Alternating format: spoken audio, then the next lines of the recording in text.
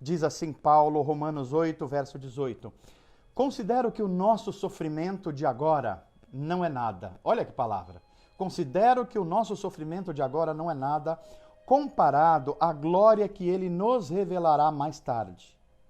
E aqui vem a grande informação de Paulo que serve como base para a gente entender o mundo que a gente está vivendo. Ele diz: pois toda a criação aguarda com grande expectativa o dia em que os filhos de Deus serão revelados. Paulo está dizendo que a natureza, que o mundo natural, ela está aguardando o dia que os filhos de Deus vão estar de posse da eternidade, da ressurreição. A natureza espera isso. Toda a criação, não por vontade própria, foi submetida por Deus a uma existência fútil, na esperança de que, com os filhos de Deus, a criação seja gloriosamente liberta da decadência que a escraviza.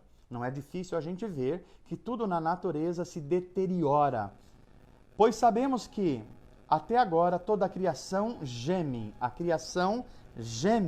como em dores de parto, e nós, os seres humanos, os que cremos, também gememos.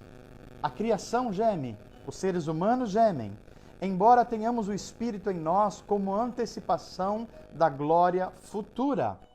Paulo está dizendo que aquilo que virá no novo mundo de Deus, nós já temos uma garantia interior, que é o Espírito de Deus que vive em nós e garante que o mundo da ressurreição também chegará a nós, pois aguardamos ansiosos pelo dia em que desfrutaremos os nossos direitos de adoção, incluindo a redenção do nosso corpo. Diz o verso 24, recebemos essa esperança quando nós somos salvos. Se já temos alguma coisa, não há necessidade de esperar por ela, mas, se esperamos por algo que ainda não temos, devemos fazê-lo com paciência e confiança. Agora, preste atenção no verso 26. Você já viu que a natureza geme e que os seres humanos que creem também gemem. Mas olha que coisa curiosa, verso 26. E o Espírito Santo nos ajuda em nossa fraqueza, pois nós não sabemos orar segundo a vontade de Deus. Mas o próprio Espírito intercede por nós com gemidos que não podem ser expressos em palavras. E o Pai, que conhece cada coração, sabe quais são as intenções do Espírito, pois o Espírito intercede por nós, o povo santo, segundo a vontade de Deus. E sabemos que Deus faz todas as coisas, vou repetir, todas as coisas cooperarem para o bem. Para o bem de quem? Daqueles que o amam. Para o bem daqueles que são chamados de acordo com seu propósito. Agora veja que texto bíblico. Se você acordou meio deprimido, meio com medo da vida, se você tem importância, perceba o amor de Deus por você. Verso 29. Pois Deus conheceu de antemão os seus. Deus conheceu de antemão. O que Paulo está dizendo é: Deus conheceu você antes de você ser um projeto de gente. Antes dos seus pais se casarem, Deus já te conhecia, embora você nem existisse. Mas mais, Deus o conheceu e os predestinou para se tornarem semelhantes à imagem de seu Filho, a fim de que ele fosse o primeiro entre muitos irmãos. Que informação maravilhosa!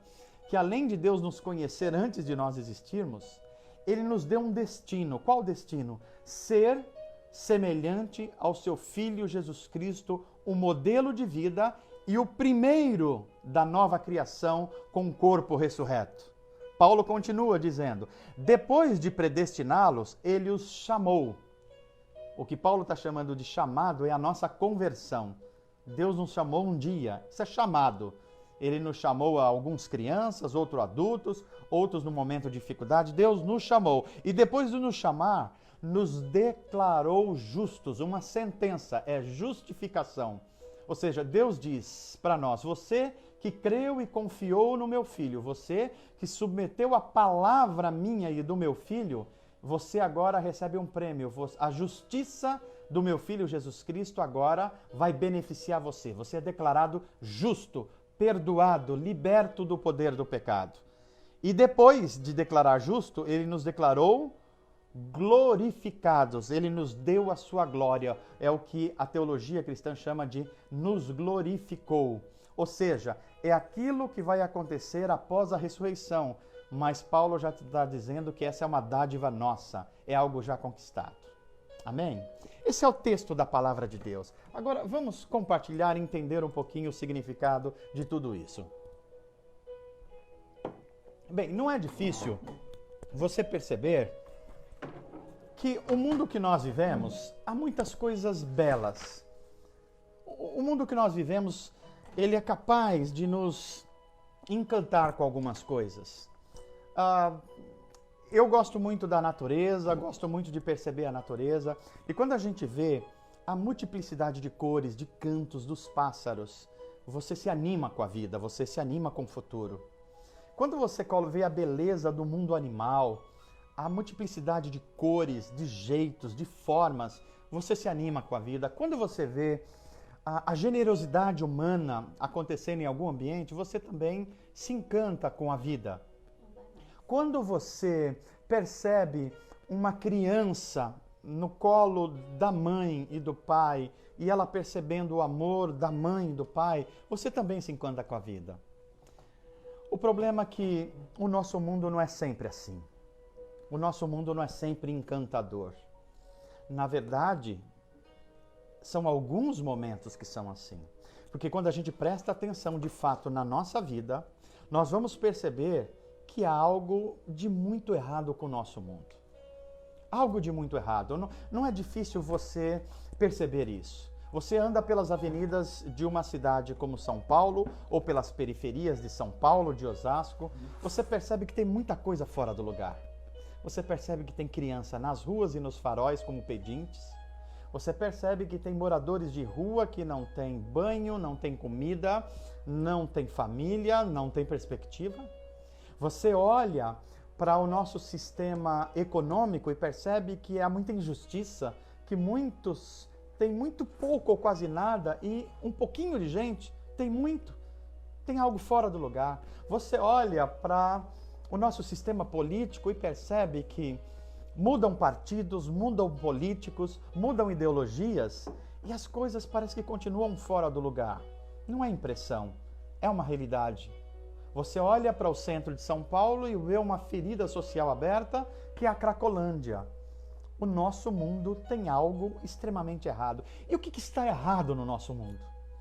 Bem, quando nós olhamos, nós percebemos pelo menos em 4 dimensões esse algo que está errado. Primeiro, tem algo muito errado nos relacionamentos humanos. Tem algo muito errado quando um esposo promete cuidar da sua esposa na hora do casamento, na doença, na fraqueza, e algum tempo depois começa a agredi-la verbalmente, agredi-la até fisicamente, e nós temos os casos de violência doméstica, violência contra a mulher.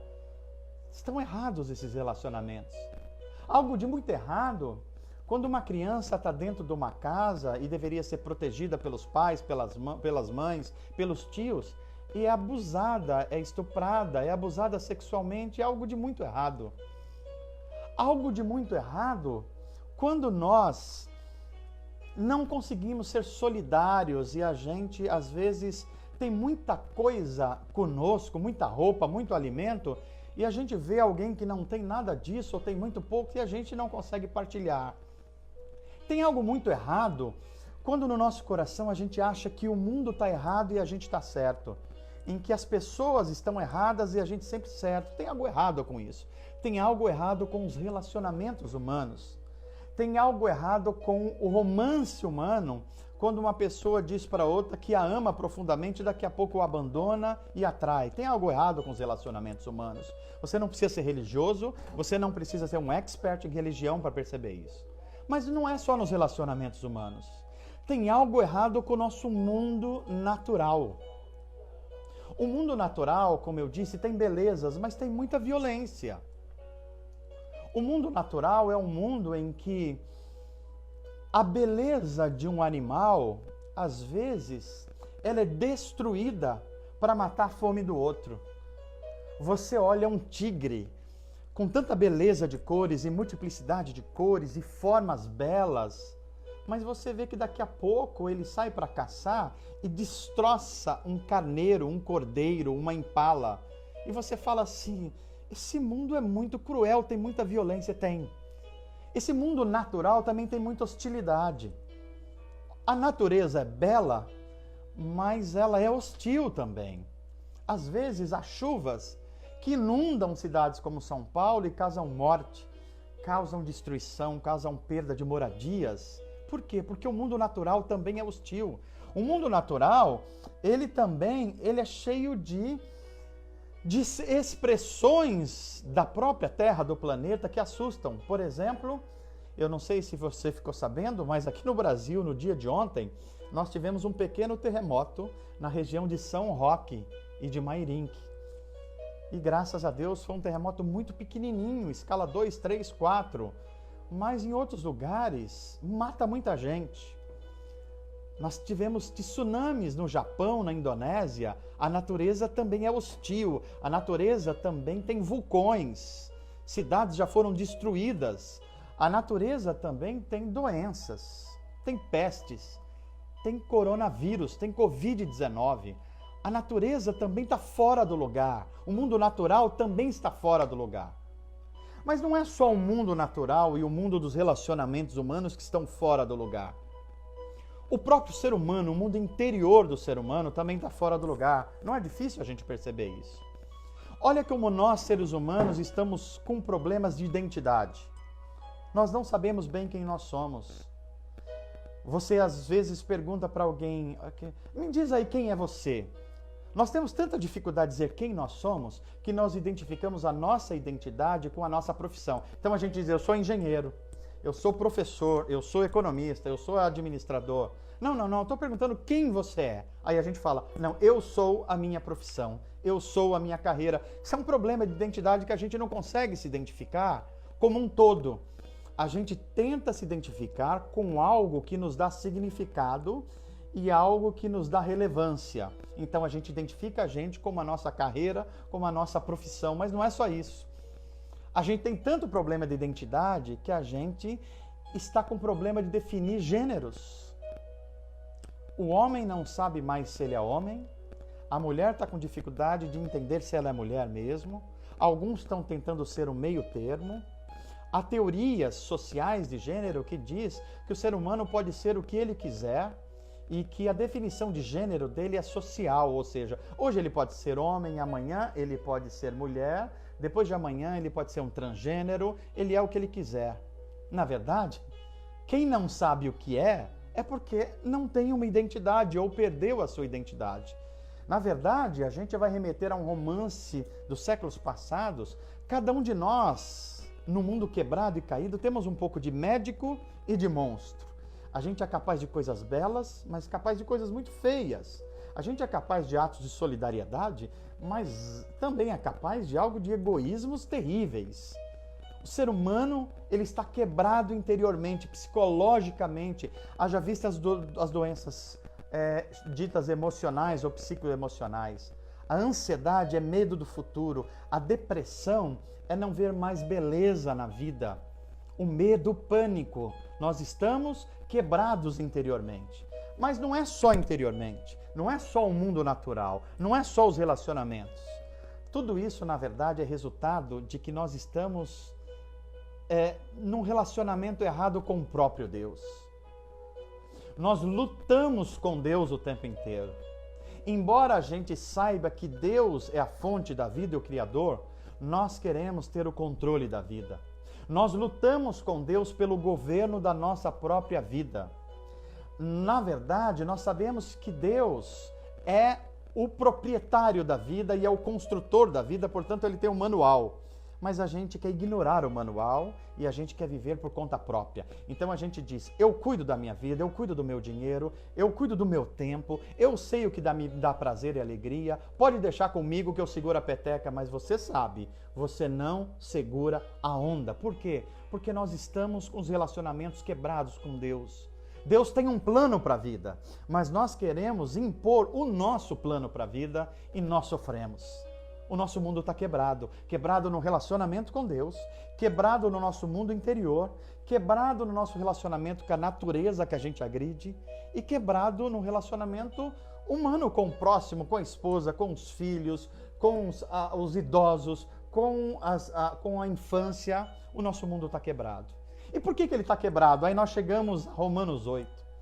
No comecinho do capítulo, Paulo vai dizer que tem 3 leis atuando nesse mundo caído e quebrado. Primeiro, Paulo vai dizer, existe a lei do pecado, você não foge dela. O que é a lei do pecado? São leis, são forças que atuam no nosso corpo e na nossa alma. São pulsões, são desejos que estão em guerra dentro de nós. São as nossas inclinações. Nós queremos fazer coisas, nós queremos praticar coisas que nos dê prazer, ainda que depois elas nos aprisionem. O que é isso? A lei do pecado. É uma guerra entre o governo de Deus e o nosso governo humano. Nós queremos prazer imediato e sentido imediato. E Deus tem um plano todo para a vida. E essa lei do pecado vive em nós. Paulo chega a dizer, aquilo que eu quero fazer eu não faço, e aquilo que eu não quero fazer eu acabo fazendo. Se a lei do pecado está atuando em nós. Mas Paulo, em Romanos 8, vai dizer que tem uma segunda lei, da qual a gente não foge. Qual é essa lei? A lei de Deus, expressa na lei de Moisés. Não deixe de adorar o único Deus. Guarde o sábado para descanso para você não se escravizar com o trabalho. Não minta, não roube, não adultere, não cobice. Não faça imagens de Deus, porque Deus não cabe em imagens. Que lei é essa? É a lei da vida, é a lei da santidade da vida, e essa lei é tua. Você pode tentar fugir dela, mas você sabe que matar é errado. Você pode mentir, mas você sabe que mentir é errado. Você pode até roubar, mas você sabe que roubar é errado. Você até cobiça, mas você sabe que cobiçar é errado. É a lei de Deus expressa na lei de Moisés que atua. Lei do pecado, lei de Deus expressa em Moisés. Mas graças a Deus, Paulo vai dizer que também tem uma terceira lei. Qual lei é essa que atua em nós? É o que ele chama de lei do Espírito. É o poder que atua nos nascidos de novo. É o poder de Deus que regenera o ser humano. É o poder de Deus que coloca o homem moralmente em pé. É o poder de Deus que coloca o homem espiritualmente em pé. E que luta contra a lei do pecado. Então nós temos a lei do pecado que atua no nosso corpo, na nossa alma, nos nossos sentimentos. A gente tem a lei de Deus que é o padrão de Deus para a vida. Mas só que a lei não tem força para nos salvar. Ela só mostra o tamanho do problema. Mas Deus nos deu a lei do Espírito, que é a lei que nos fortalece. É a lei que nos dá discernimento. É a lei que nos dá uma consciência que nós somos de Deus e que o nosso mundo está quebrado e que nós precisamos de reconciliação. Essa lei está atuando, a lei do pecado, a lei de Deus expressa em Moisés e a lei do Espírito. Essa lei do Espírito é que nos dá a possibilidade de viver os valores do reino de Deus. A bondade, a misericórdia, o domínio próprio, a mansidão, a fidelidade, a temperança, a alegria, a paz, o amor. É a lei de Deus, é a ação do Espírito Santo dentro de nós que nos leva a isso. Agora preste atenção. Você já entendeu que o nosso mundo está quebrado, o nosso mundo está fora do lugar. Os relacionamentos entre pessoas estão quebrados. O relacionamento no mundo natural também está quebrado. Os relacionamentos interiores do ser humano estão quebrados. E o relacionamento com o próprio Deus, o Criador, está quebrado. Você também já viu que há 3 leis atuando no mundo. A lei do pecado, a lei de Deus expressa em Moisés e a lei do Espírito. E Paulo vai nos ensinar, no texto que nós lemos agora, que esse conflito de leis e desse mundo quebrado vai gerar um mundo de sofrimento e de gemidos. Preste atenção, que linguagem maravilhosa de Paulo. Um mundo de gemidos, um mundo de sofrimento, até que o mundo de Deus ainda não venha. Paulo vai dizer que o atual mundo que nós vivemos, a sociedade que nós vivemos com esses problemas todos, é semelhante a uma mulher que está grávida. Ela está esperando um bebê. E o que pode ser mais esperançoso para uma mulher esperar um bebê que vai chegar? Esse bebê vai ser fonte de muita alegria. Mas toda mulher sabe que antes de vir o bebê vem muito sofrimento. vem muito gemido, vem muitas contrações. E Paulo vai dizer, é este o mundo que vocês estão vivendo, um mundo de gemidos, um mundo de contrações, um mundo de sofrimentos. Vai vir o novo mundo de Deus, vai vir novos céus, vai vir nova terra, vai vir o mundo da ressurreição, vai vir um mundo pleno de justiça, mas até ele chegar, tem muito sofrimento. E que sofrimentos são esses? Paulo identifica esses sofrimentos como gemidos. E é muito interessante porque Paulo vai dizer, vocês vivem num mundo que o sofrimento e o mal é uma realidade. Por exemplo, olhe para a natureza e para o mundo natural. A natureza geme. Paulo vai dizer que a natureza geme esperando a revelação dos filhos de Deus. Não é difícil a gente perceber que a natureza está gemendo. Olha para o nosso rio Tietê, é um rio que está gemendo. Olhe para o rio Pinheiros, é um rio que está gemendo. Olha para a floresta amazônica sendo desmatada, é uma floresta que está gemendo. Olha para as tribos de índios que estão sendo dizimados, é a natureza gemendo. Olha para a poluição, para cidades como São Paulo, Nova York, Londres, é a natureza gemendo. Olha para as chuvas fora de época, chovendo em um dia, o que era para chover em um mês, é a natureza gemendo.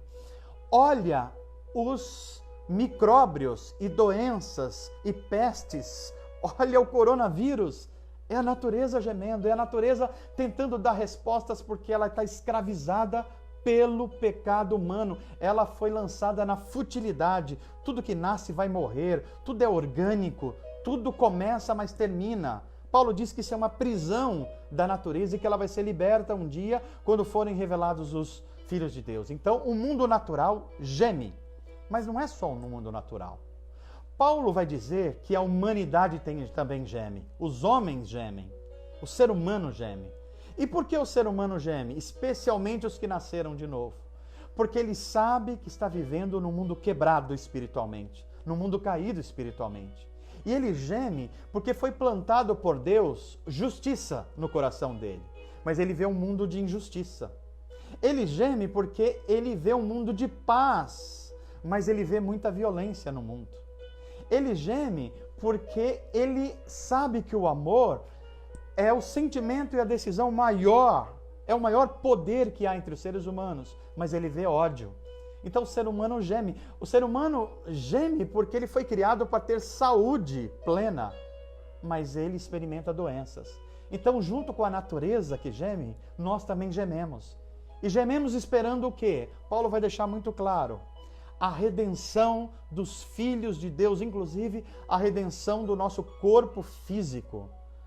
Espera quando Cristo retornar a esse mundo e o poder e a majestade e a glória dele vai transformar a vida humana, os corpos humanos e vai ressuscitar as pessoas, mas ressuscitar numa nova biologia. A glória de Deus agora vai estar expresso nos corpos espirituais reais, humanos, ressuscitados com o retorno de Cristo. Mas não é só o mundo natural e a natureza que geme. Não são só os seres humanos. Graças a Deus que há mais um gemido. Que gemido é esse? Paulo identifica esse gemido como o gemido do Espírito. Paulo vai dizer que o sofrimento humano, que o sofrimento da natureza, leva ao sofrimento do Espírito Santo. Porque a Bíblia vai dizer que quando nós oramos e a gente nem tem palavras para expressar o nosso sofrimento, a nossa quebra, a nossa separação, o Espírito de Deus geme com palavras ou com gemidos que não podem ser expressos em palavras. Eu quero dizer para você que não é só você que geme. O Espírito Santo está também gemendo dentro de você, porque ele sabe que você foi criado para beleza, para glória, para saúde, para criatividade.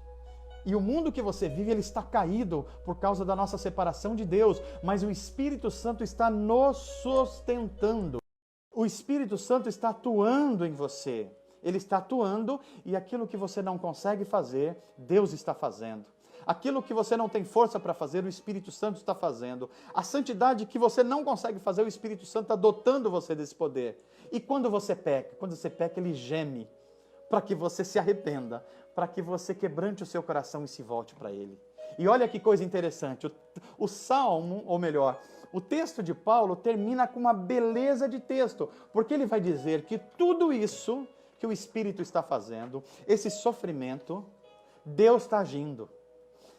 Todas as coisas estão cooperando. Quais todas as coisas? O sofrimento, a dor, o medo, os gemidos inexprimíveis, as falhas, os problemas, o Espírito está agindo isso. Por quê? Porque a Bíblia vai dizer que Deus amou você antes que você existisse e Deus estabeleceu um propósito e um significado. Isso significa que Deus te conheceu antes que você existisse. Você não é fruto de uma gravidez indesejada, de um nascimento indesejado. Você pode ser fruto de um relacionamento distorcido, quebrado. Mas Deus te conheceu antes de você vir à existência. E Deus predestinou a você a ser a melhor pessoa que Ele vai fazer, tendo como modelo Jesus Cristo. Depois Deus chamou você. É por isso que você conheceu Jesus, por isso que você conheceu uma família de fé. E depois que Deus chamou você, Ele declarou você justo, perdoado por causa do sacrifício de Cristo, por causa da cruz de Cristo. E depois que Deus justificou você, Ele colocou uma promessa no coração. Qual a promessa? Que Ele vai glorificar você e redimir por completo. Ele vai dar um novo corpo, um espírito santificado, Ele vai dar um novo céu, uma nova terra, onde não há mais sofrimento, onde não há mais quebra, onde a natureza não é mais hostil, onde a doença não chega mais em nós, onde os relacionamentos não vai ter mal entendidos. Por quê? Porque o Espírito Santo estará pleno em todos. O próprio Cristo e Senhor virá governar o nosso mundo com um reino de justiça e equidade. E Deus derramará o seu amor de forma plena. E todo pecado será retirado dos relacionamentos humanos, portanto, a morte desaparecerá. Isso é evangelho, isso é reino de Deus, é essa a promessa de Deus. Deus amou você antes que você o conhecesse, e é por isso que você não pode ficar deprimido, triste, em sofrimento. Por quê? Porque Deus preparou para você o que o olho não viu, o que o ouvido não ouviu, aquilo que não subiu ao coração humano, Deus preparou para você. É por isso que eu termino essa ministração desse domingo encorajando você. Deus conheceu você antes que os seus pais se conhecessem. Você não é fruto do acaso, você não é fruto do desplanejamento familiar. Você é fruto do amor de Deus. E Deus chamou você. E Deus chamou e amou e predestinou você. Predestinou para você ser semelhante a Jesus Cristo. E quando Ele fez isso, Ele deu o seu Espírito, portanto você foi perdoado, redimido, justificado. E agora? Agora você está sendo ensinado a vida e os valores do reino de Deus até que a nova criação chegue e Deus seja tudo em todos. Se anime, se encoraje. Não deixe o sofrimento subverter, porque todas as coisas estão cooperando para o teu bem. Por quê? Porque você ama a Deus e porque você é objeto de um plano e de um propósito de Deus que ninguém pode roubar. Sonhe com isso, espere por isso, coloque o seu coração cheio de esperança, porque é isso que Deus tem para você.